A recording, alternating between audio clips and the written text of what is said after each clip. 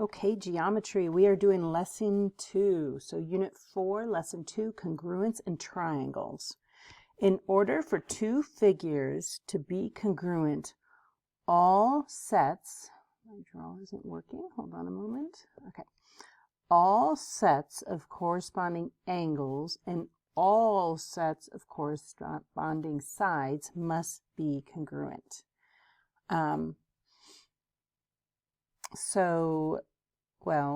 Let me just give you an example of that here. If I had this shape, which is a quadrilateral, all right, and we call this A, B, C, and D, that would be congruent to this shape, sort of-ish. There you go. There's our 4 vertices. And we'll call that W, X, Y, and Z. And in order for two figures to be congruent, all sets of corresponding angles, so there's 4 angles here, and all those must be congruent.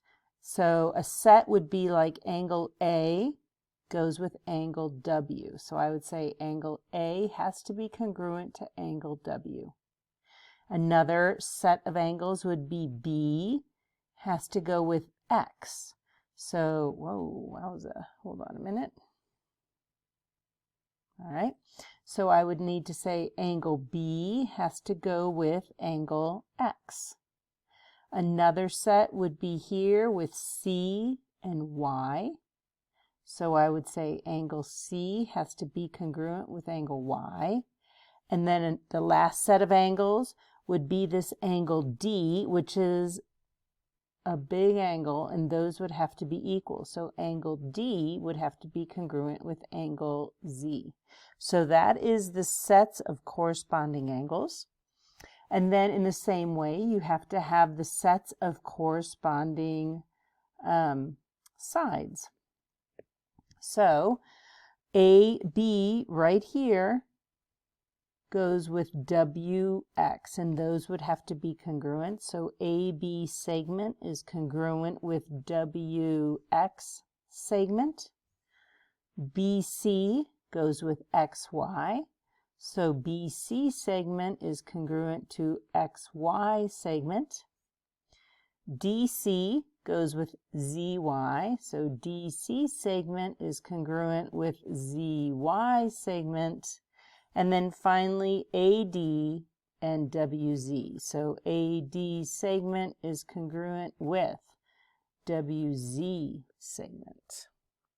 So that is the definition of congruent figures. Definition of congruent figures. So when I ask you if something is congruent, or to prove something is congruent, or to state something is congruent, this is what we're talking about. And by the way, once you have established that all corresponding angles are congruent, like we did here, and all corresponding sides are congruent, like we did here, then we can make a congruency statement, and we would say, since this is a quadrilateral, I just list my letters in order. So I'd go A, B, C, D. There's no symbol for a quadrilateral. If it was a triangle, I'd write triangle ABC, but this is not a triangle, it's a quadrilateral. And I would say A, B, C, D is congruent to. And now I have to be very careful because whatever point or vertex goes with A has to come first. So that would be W. And then B right here goes with X. So that has to come second. C is third in my listing. And so then Y would come third. And D is fourth in my listing. So that goes with Z. You have to make sure your letters correspond. Each letter in the order it is listed corresponds accordingly in the second figure. Also, make sure that as you list your letters, like I went A, B, C, D, I went clockwise around. I could also go counterclockwise. I could start anywhere I want. So let me start here at C. So I could say C, D, A, B. So I'm going counterclockwise starting at C, and that's fine. But the important thing then is that when I list my second figure, I go in the exact same order starting at the same point. So here's Y, Z, W, X. This statement is perfectly fine. This statement is perfectly fine because I did not skip around. I went in the same order, and each letter goes with the corresponding letter. Okay, so now I'm going to delete that, and we're going to go with example 1. So hold on. So in example 1, hold on, I cannot do two things at once. I have to erase. This is not erasing very well. All right, get another color, maybe. Let's do fluorescent green. Okay, given triangle PQR is congruent with STW. So we are given that these are congruent.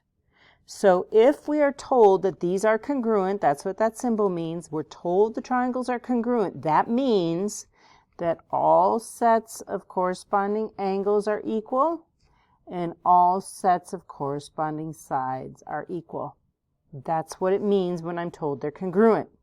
So now I'm told to sketch the triangles. Now I don't know what these triangles look like. They can look like anything I want them to look like, but they have to be congruent. So I'm going to make one of my triangles like this, and I'm going to label it PQR. And now I need another triangle that looks exactly the same.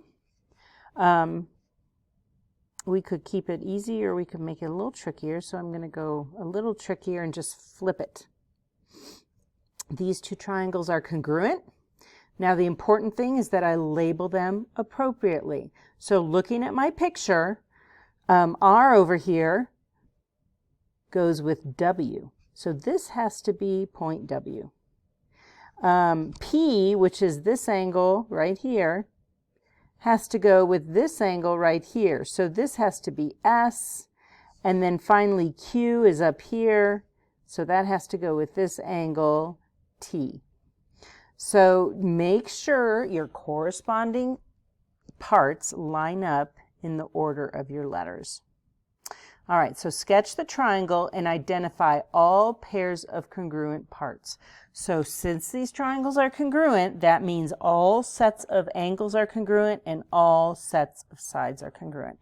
Now, truthfully, I don't even need the picture in order to do this, because based simply on the way it is written there, I know that angle P has to go with angle S, because they're both the first letters.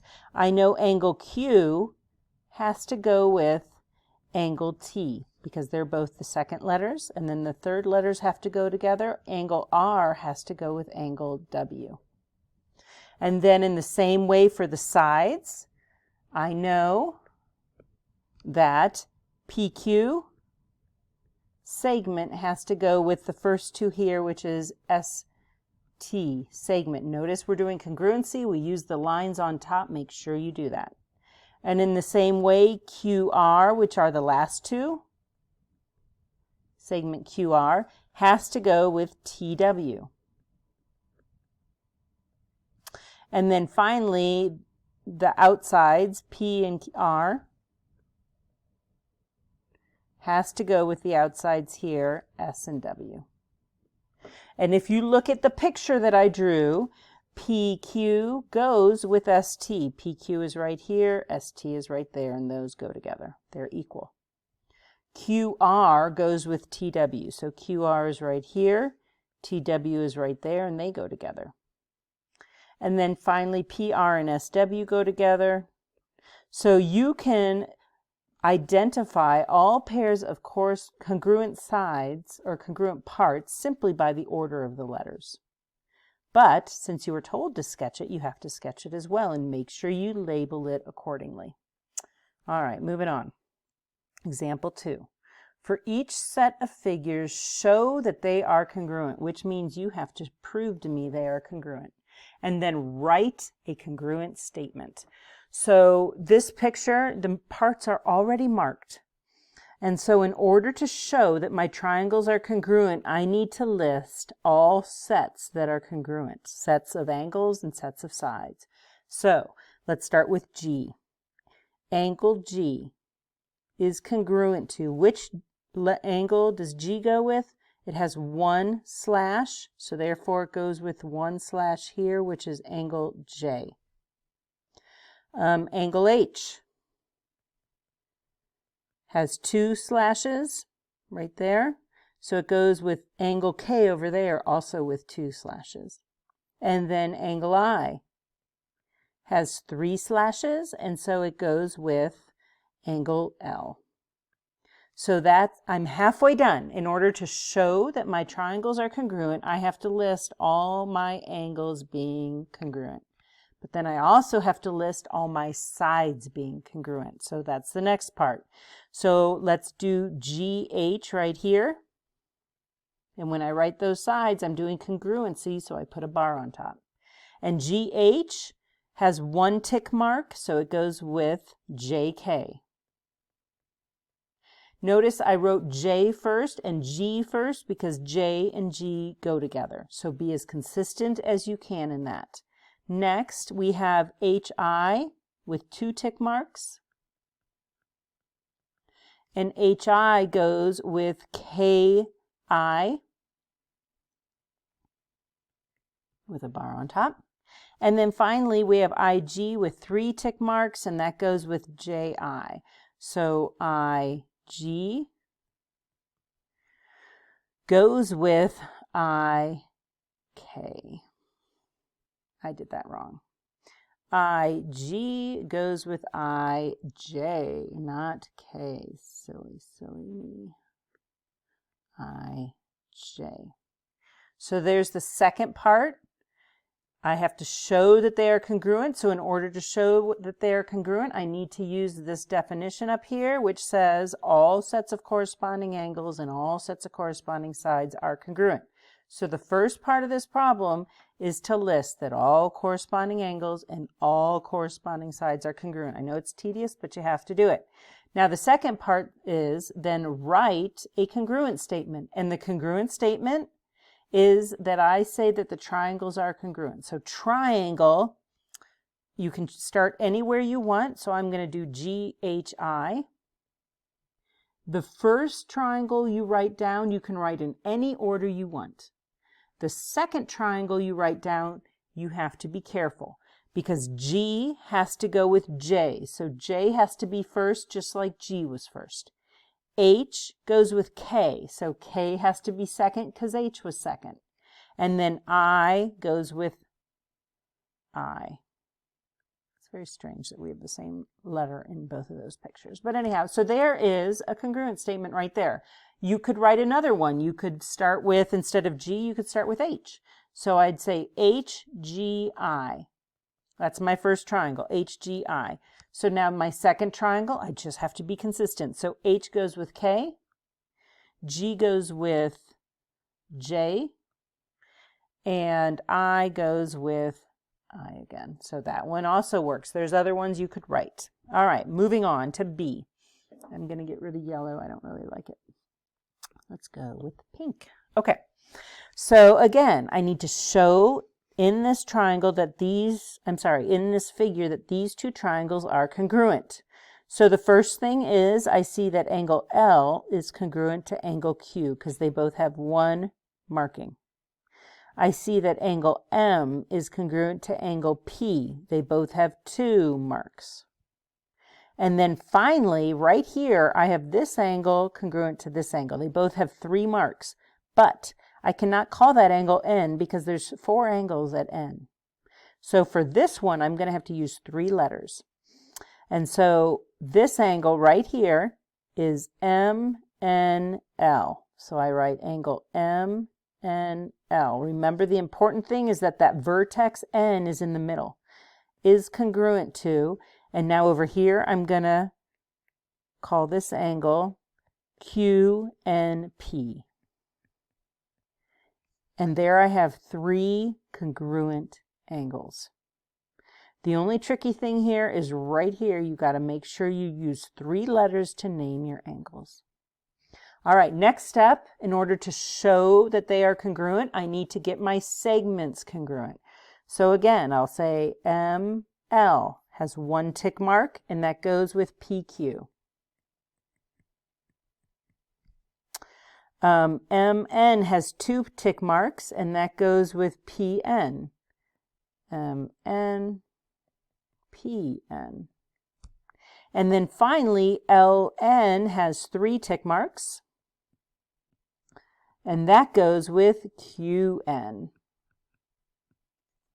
So I have my angles congruent, I have my sets of sides congruent, so now I can write a congruent statement. And again, that first one, you can name it anything you want. Well, I mean, you use the letters there, but the order you can do, I'm going to just do this triangle first, just because you can do it that way. I'm going to go PQN. That's one of my triangles, PQN. And that is congruent to triangle. And now when I write the second triangle, I got to be careful because P comes first. P goes with M, so M has to come first. Q comes second down here. Q goes with L, so L has to come second. And then finally, N goes with N, and there is a congruency statement. There are others you could write. Example 3. The figures are congruent. Yay, we're happy when we're told that. That means I don't have to show it. Remember, all of this here, highlight, let's highlight. All of this here was simply, oh, it's not working. Interesting. All right, we won't highlight it. We'll just go back to drawing. Okay, all of this here, though, was to prove that they were congruent. We did that. We proved our 3 triangles are congruent, our 3 angles are congruent. We proved our 3 sides are congruent, sets of sides. But here we're told they're congruent, so we don't have to do that. Yay, happy face. Okay, so now though, what do we have to do? We have to write 3 congruent statements. So we're just going to go straight to here. We're going to write our congruent statements, but I want 3 different ones.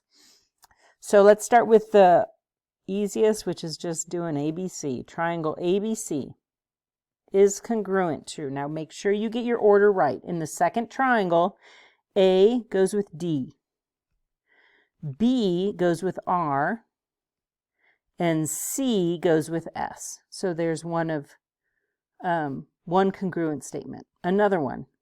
Let's just change the order. Instead of doing ABC, let's do BAC. And again, be careful that you get corresponding parts. So B goes with R, A goes with D, and C goes with S, RDS. And then we need another congruency statement. So let's start over here with the second triangle, and let's do SDR is congruent to.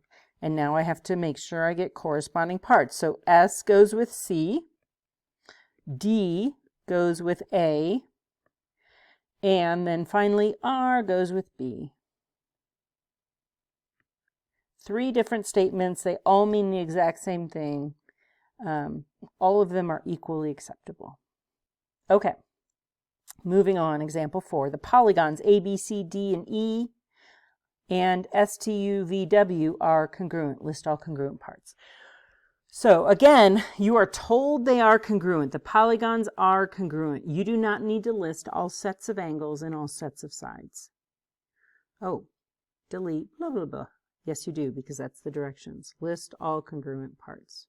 Okay. Now what we have here is a polygon with 5 vertices. So if we have 5 vertices, that means we have 5 sides. If it helps you, you can draw that. Draw a 5-sided thing, you know, like a sideways house would work, and label it. And then draw the next one and label it. You can totally do that if it helps you, but you do not need to do that. You can just look at this and say, okay, first of all, let's do the angles. So what angles go together? Well, A goes with S. Angle A is congruent to angle S. B goes with T. Angle B is congruent to angle T. C goes with U. Angle C is congruent to angle U. D goes with V. Angle D is congruent to angle V. And then finally, angle E is congruent to angle W. And all that is based on the order of your letters. Okay? And now the other congruent parts will be sides. Let me erase this a little bit so we can write clearly here. Okay. So for my sides, AB goes with ST. AB segment goes with ST segment. BC goes with TU. BC segment goes with TU segment. CD goes with UV. CD segment goes with, what was it, UV segment. And then finally DE, not finally, we have two more. DE goes with VW. DE segment goes with VW segment. And I've only listed 4 pairs, but I need 5. And so the last pair is the first and the last letter. So AE segment goes with SW segment. So there's all the corresponding parts. There's the sides and there's the angles. All right, moving on. Example 5, and definitely need to erase now. Need a new color.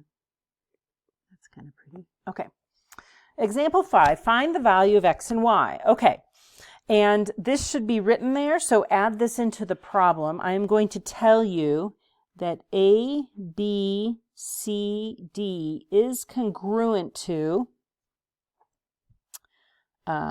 P, Q, R, S. Now notice the order of the letters of the second quadrilateral. This should have been written in your directions for example 5. A, B, C, D is congruent to P, Q, R, S. Now notice the directions and then come up with an equation. Let's first find the value of x. So x is an angle measure. I know it's an angle measure because of that degree sign. And that is the angle measure 2x plus 4 of angle A. Now, what angle corresponds with angle A? If you aren't careful, you might say angle R, but that is not correct. A is first and P is first. So therefore, angle A has to be congruent to angle P, which you can kind of tell because this is an obtuse angle, and this is also an obtuse angle. And so, but just be careful with that. And so then if angle A is 2x plus 4 and angle P is 100, these have to be equal. If the angles are congruent, then the measures are equal. Remember that from last semester. So now I have an equation. Remember geometry, we're going to take our pictures, we're going to write an equation, and then we're going to solve it algebraically. So I subtract my 4, so I get 2x equals 96, divide by 2, and x is equal to 48. And since we are in degrees, we would say x equals 48 degrees. And we have one of them done. And now we're going to find y. Y is down here, and that is a side length, 3y minus 3 units. That is the side length from D to G, or I'm sorry, D to C. And that corresponds, CD is right here. That goes with RS, which is from here to there. So therefore, I can say DC is congruent to SR. And DC is 3y minus 3. And SR is 12. So there's your second equation. It does not equal 10, because remember, this is kind of flipped, the second figure. So now I solve that, so 3y equals 15, and y is 5 units.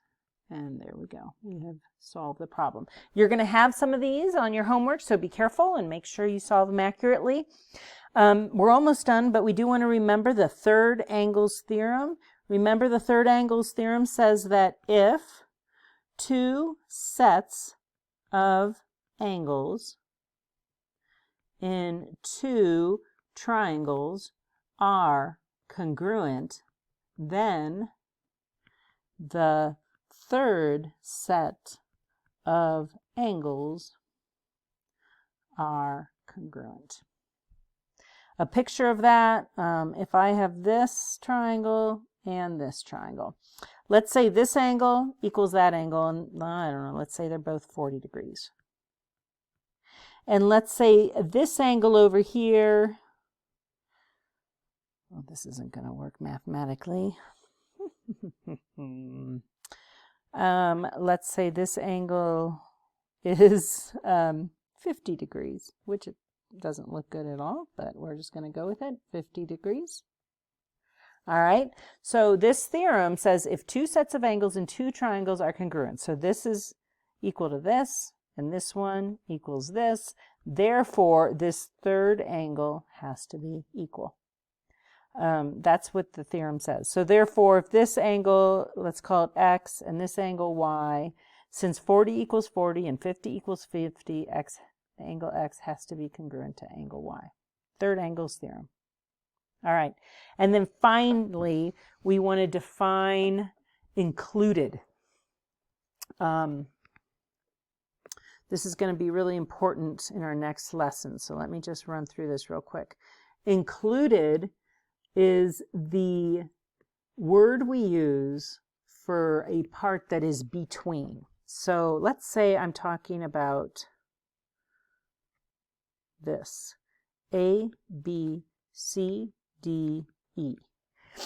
Included technically means between.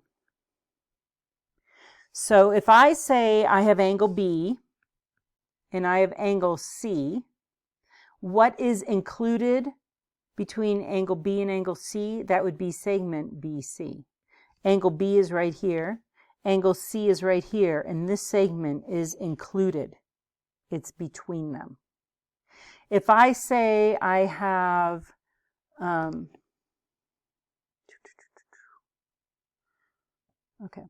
if I say I have segment AB and I have segment AE, so here's AB, here's AE, what is included between AB and AE? Angle A. It's right in between them. So between and included are kind of the same word. Alrighty, that's the end of lesson 4.2.